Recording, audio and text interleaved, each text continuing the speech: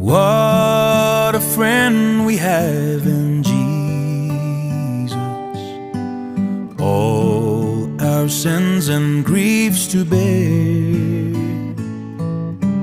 What a privilege to carry everything to God in prayer. Oh, what peace we often forfeit. Oh, what needless pain we bear.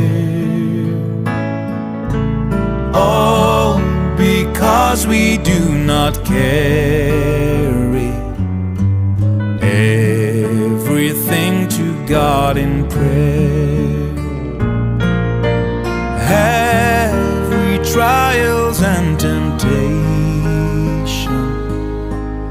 is there trouble anywhere? We should never be discouraged. Take it to the Lord in prayer. Can we find a friend so faithful,